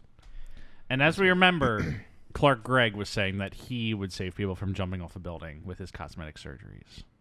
But then we're introduced to the real one, a real doctor, Kevin Bacon. Where he pulls up and he looks up and he sees her at the ledge. He's like, no! And my man fucking sprints up the stairs. No. Jeff. Stop everything. That's when we get. Oh, my goodness. That's when we get. Is that the air we're breathing? Oh, my God. The stare right now is very intense. Kevin Bacon. Things cling onto his fingers. He looks up the wall.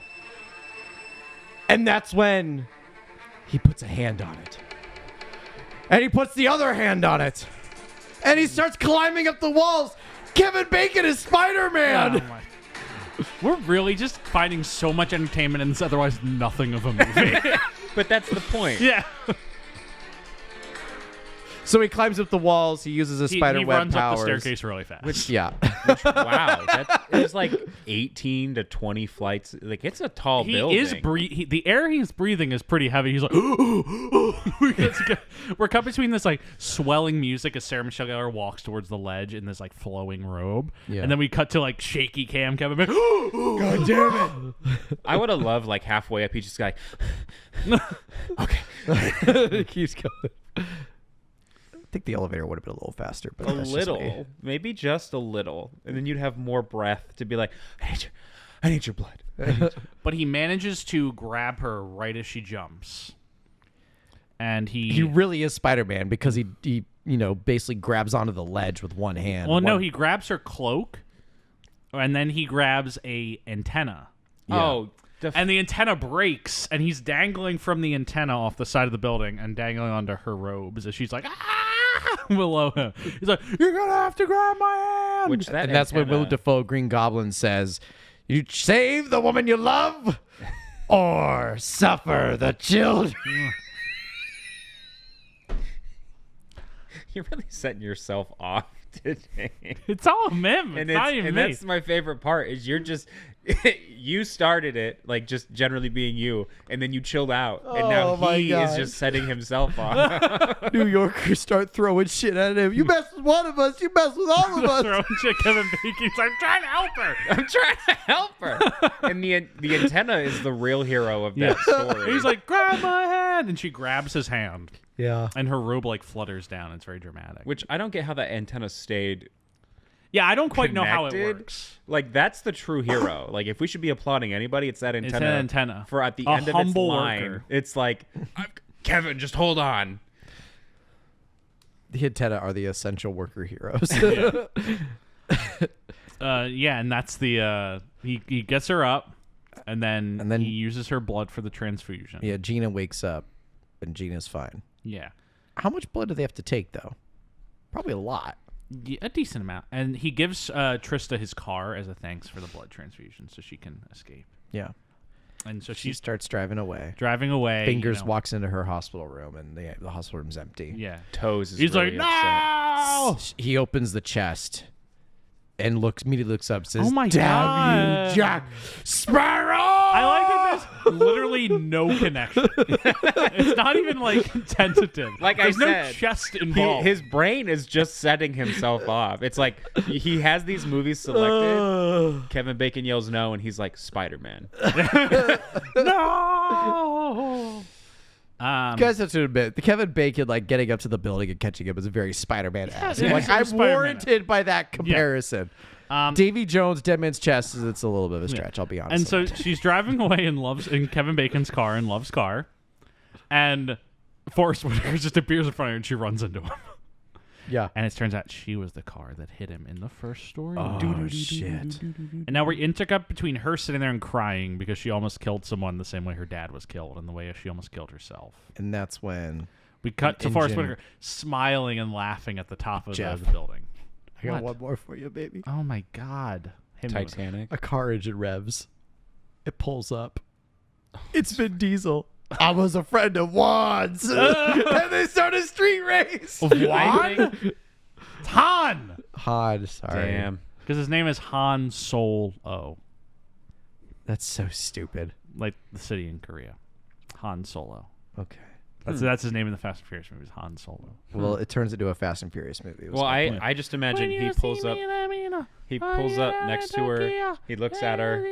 He nods. She nods, and they pull off in the separate directions. It's been a long day. And it's Brendan Fraser without just singing you, in my the clouds. friend. It'll tell you all about it when I You get a again. bigger than usual butterfly flying in the clouds, and it's got Yes. Forest Whitaker's head on the butterfly body. All right, we gotta fucking finish this movie. I'm sorry, guys. This is all you. I know it is. It's all my fault. So then, yeah. I gave up with the Kroll a little bit. Have you ever seen this video?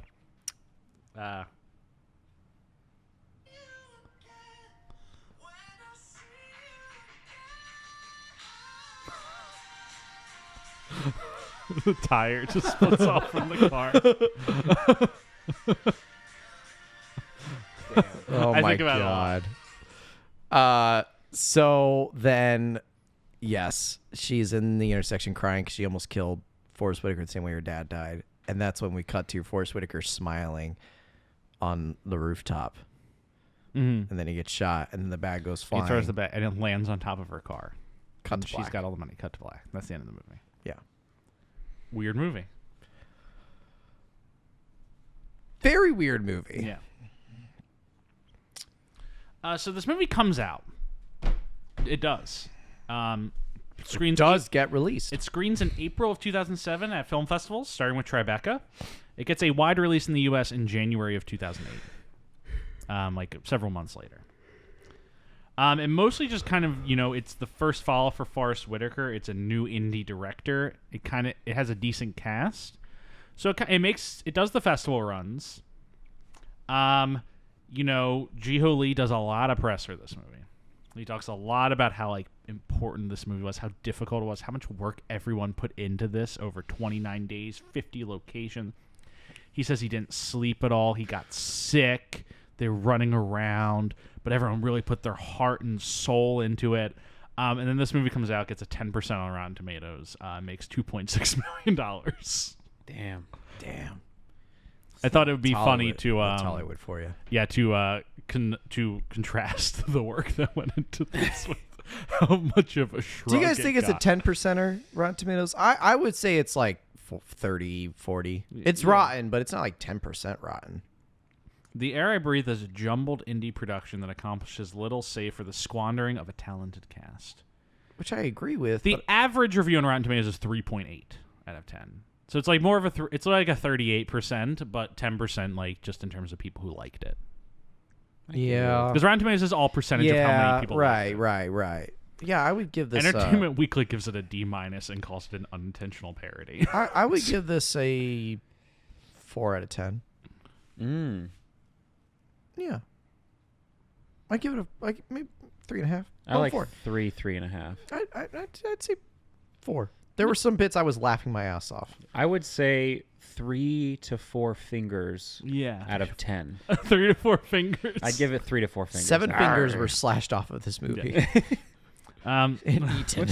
I do like the Los Angeles Times, which has a special mention of Andy Garcia and Forest Whitaker, but ultimately felt like the whole thing looks like a pirated knockoff with all the aesthetic innovation of a disposable razor commercial, showcasing meaningless allegory, violence, and pretension that gets more ludicrous by the minute and is good for an occasional laugh. Oh my God. That's stupendous. That's a brutal shit. They were not holding back on that one. No, they weren't. But yeah, this movie, basically no one sees this movie. It makes I don't know what the budget for it was. It was very low budget, but it makes $2.6 million. Probably doesn't make back its budget. With the cast alone, it's got to be a yeah, little it's bit probably more a little bit more than that. than that. Yeah. I bet you 15 million. Yeah. Oh, in the United States, this movie only makes $26,000. It's worldwide where the 2.6. Oh my comes from. god. It says wait, this can't be right. IMDb says the budget was 10 mil. Yeah, Sounds about that right. Sounds about right. Yeah. That sounds about right. We need to count for all the cast budget. Yeah. So this movie, big flop. Yeah. rough. This does, however, Sarah Michelle Gellar is one of the big Brendan Fraser hype ups in the years after this. Mm-hmm. She always talked about how much of a pleasure it was to work with him and how great of a guy he was. Yeah. And recently gave this interview about she's incredibly thrilled she is about him winning for The Whale. Yeah. So it does develop that that vibe of Fraser that we've known about. And he's a friendly, nice guy. The main win of this movie is how many new names it adds to the 6 Degrees of Kevin Bacon game. Because now you can connect any movie Brendan Fraser's in to Kevin Bacon. And any cast member from those movies. Rachel Weisz, The Mummy, Brendan Fraser, The Air I Breathe, Kevin Bacon. Damn. You're set. There's so many new opportunities now arisen. Yeah. Yeah, that's the post text of this movie. Fraser. I'm trying to see if I can find anything from Fraser talking about this movie.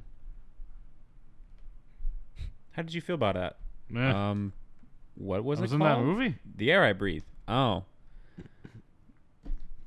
it's done. I think I did it. We wrapped. We wrapped. This is a recent interview, and he's like, "We wrapped." I think there is a video interview online. That I don't feel like watching. That we should watch it on our own time. We should watch it on our own time. Yeah. Justin, thank you very much for joining us. Thanks for having me. Justin, any final thoughts on this movie? For being pulled out of the bin randomly, it was better than I expected, but not as good as you wanted it to be. Yeah. There's only 2 versions of Out of the Bin. Mm-hmm. It's the worst movie you've ever seen or unexpected masterpiece. And this one feels like it's somewhere in the middle. Yeah. It's not the worst thing I've seen. Yeah. But it's not... It's on the lower end. But it's not, Monkey Bone or anything like that. Right. What'd you think of Monkey Bone? I mean, I haven't seen it in a very long time. Or I think I made Savannah watch it because I'm making her watch all the Brendan Fraser movies now with me. Fuck yeah. Let's go. Watching along with the show. I've actually been trying to, all this week we're working in Lake Forest. So I have an hour drive when I come home at night. So I've been listening to Fraser's Edge the entire time on the way home to prepare for this because I wanted to be. And I would text Savannah for The Mummy Returns, the TSA of the Underworld had me rolling. The TSA of the Underworld? That's when did I say Emotep walks into to fight the Scorpion King and the spirits take his powers and you're the TSA of the Underworld's I literally text her and I was texting her during your guys' rap party. Yeah. Because I think she showed you something about it. TSA of the Underworld. I'm glad to be here. We're happy to have you. We will have you back. You gotta be in the Tilly's Club. I need to get past. I want the Campbell's Soup Club. Whoa! Hell yeah! I'm texting Mark right now. The challenge is on. You just tell me what movies you need filled, and I'll figure it out from there. Well, I think we got an opening for Extraordinary Measures. What is that? Whatever Jeff says. No, that's just me talking about Harrison Ford. But no, we do have an opening. Jeff is hell-bent on Extraordinary after the show, Measures. I'll show you. Just being the two of us. He wants me to endure pain. Stuart, any final thoughts? Pain. Do you know the meaning? I found it to be very crispy. Crispy? Yeah. Okay. A lot more fingers than a movie that is more interesting to discuss than it was to watch. I agree. Yeah. It does not work though. No. It just doesn't work. Tis not a good movie. Just not. But that's I think all I have to say. Okay. Great. Well, thank you all for listening, folks. Folks, thank you all for listening. Make sure to tune in next week for our episode on Journey to the Center of the Earth. About time we get here, finally. We're going to the center of the Earth. Yeehaw! Yeehaw! Special thanks Please remember, as always, to rate, review, subscribe on whatever platform you're listening on. As a reminder, we are available on Spotify, Podcast, Google Podcasts, and YouTube. And a bunch of other places, apparently. Really? Yeah, we're on Amazon Music, I think. Are we? Yeah. RSS automatically distributes you to other different places. I recently found this out. Go to Amazon Podcast or Amazon Music or whatever it is, and I'm pretty sure you can find the Fraser's Edge. This is quite a development. Yeah, we're on 7 other podcast services, Jeff. I did not realize this. When did you find this out? Yesterday. Oh. When I was uploading it all. Yeah, we're on listennotes.com. We're on Podchaser. We're on Podtail. We're on Boomplay. We're on Pinterest. We are on Amazon Music. We're on Pinterest. We're on but should I just start saying like wherever you can find, wherever you listen to, we're available wherever you listen to podcasts? Yes. You guys on Apple? Please remember to rate, review, subscribe on whatever platform you're listening on. As a reminder, we are available on whatever platform you're listening to podcasts on. Pop into our Reddit, r/Travolting. Find us on Twitter or Instagram at TravoltingPod. Email us, TravoltingPodcast@gmail.com. Find me on Twitter at Jeff W. Sweeney. Find me on Instagram at Stuart85.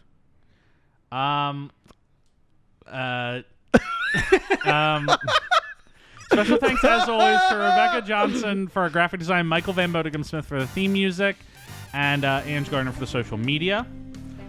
Final, make sure to listen next week for episode on Journey to the Center of the Earth. Have a great week. Bye! Bye.